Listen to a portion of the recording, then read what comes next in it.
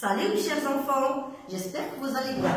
Notre leçon d'aujourd'hui, c'est un soutien de grammaire et ce sera notre dernier soutien et aussi c'est la fin de notre enseignement à distance. Donc on va essayer de faire un petit rappel sur le verbe, le nom et l'adjectif. Donc on commence par faire un rappel d'abord pour le verbe. On a dit que le verbe c'est quoi? Le verbe est une action. Pour le nom, on sait bien que le nom, il peut être un nom commun ou bien un nom propre. Et aussi, il est toujours précédé d'un déterminant. Pour l'adjectif, on a déjà dit que c'est un synonyme qui précise le nom, et il donne des précisions, et il est toujours accompagné de son nom, et il s'accorde en genre et en nombre. Commençons par l'exercice 1. Pour chacun de ces mots, entoure les bonnes réponses. Donc, j'ai donné ici des mots et on va entourer la bonne réponse de chacun. Par exemple, la pluie, est-ce que c'est un nom, un verbe ou bien un adjectif? Donc, je vois bien ici la pluie. Par exemple, la pluie, donc la pluie c'est un nom et il est précédé d'un déterminant. Donc, c'est un quoi? C'est un nom. Donc, on va l'entourer. Oui, on va l'entourer. Voilà, on va entourer le nom.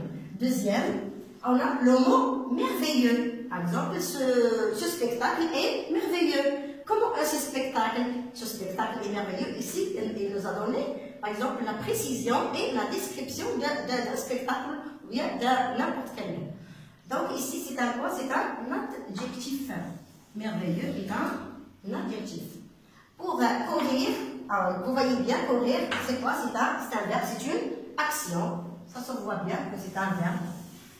On va entourer verbe. Une marchande, est-ce que c'est un nom, un verbe ou bien un adjectif? Donc vous voyez ici une marchande, vous voyez ici le déterminant, ça c'est un nom commun, donc c'est quoi? C'est un nom bien sûr. Pour Amine, est-ce que c'est un nom, un verbe ou bien un adjectif? On voit bien, Amine, c'est le nom de quelqu'un, c'est un nom propre, donc on va entourer nom. Agréable, par exemple, quelle agréable journée, par exemple. Donc c'est un quoi? C'est un adjectif parce qu'il précise, il nous donne des précisions. D'accord? Donc maintenant, on va passer à l'exercice 2. Souligne l'adjectif. Donc, on a ici deux phrases. Et on a le même mot se répète dans les deux phrases. On va essayer de voir où est l'adjectif dans chaque phrase. Exemple, la fille court après le bus. Vous voyez ici, court, la fille court après le bus. La deuxième phrase, ma sœur porte un pantalon court. Donc, où est l'adjectif parmi les deux, dans les deux phrases?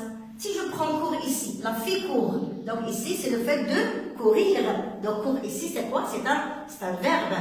Et si je prends ici, ma sœur porte un pantalon court, donc ici je vois court, il précise et il décrit comment est le pantalon. Comment est le pantalon? Le pantalon, il est comment? Il est court. Donc c'est court qui est l'adjectif. Donc on va souligner court dans la deuxième phrase.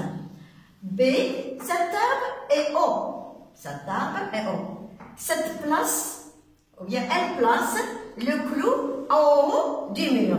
Donc, où est l'adjectif dans cette phrase? On va voir qui est-ce qui donne la description ou bien la précision dans cette phrase. Si je prends cet arbre est haut, donc comment est cet arbre? Cet arbre est haut. Donc, il précise et il décrit. Donc, on va souligner haut. Pourquoi on n'a pas souligné ici en haut? Parce qu'ici, on dit le clou, il est haut, il est en haut. Donc, c'est un lieu.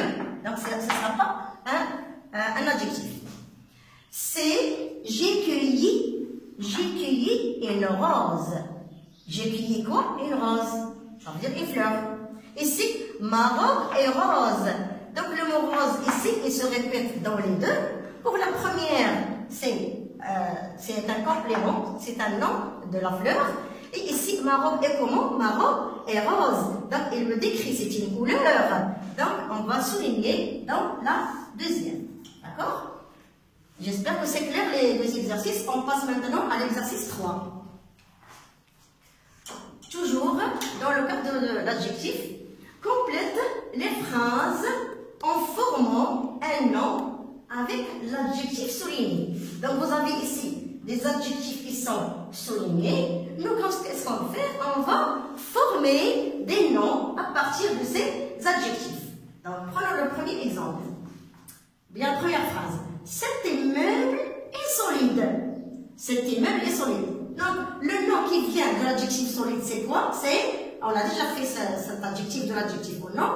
Donc, c'est la solidité. La solidité. On écrit l'adjectif solide, solide. La solidité. Voyez? Maintenant, c'est un nom. La solidité de l'immeuble.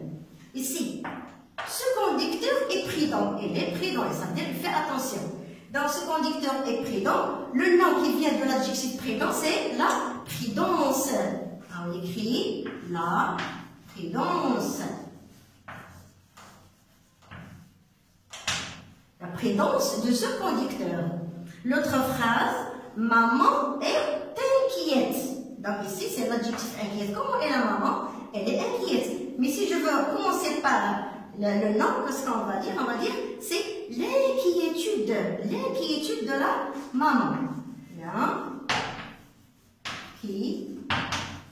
L'inquiétude. L'inquiétude de la maman. La dernière phrase, cette chatte est gourmande.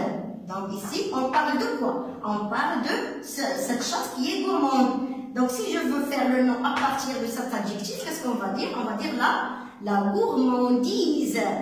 La gourmandise de cette chatte. La gourmandise. La gourmandise de cette chatte. Donc, comme vous voyez, on sait bien maintenant comment on distingue ou bien on reconnaît le verbe, le nom et l'adjectif. J'espère que c'est clair. Au revoir, mes chers enfants.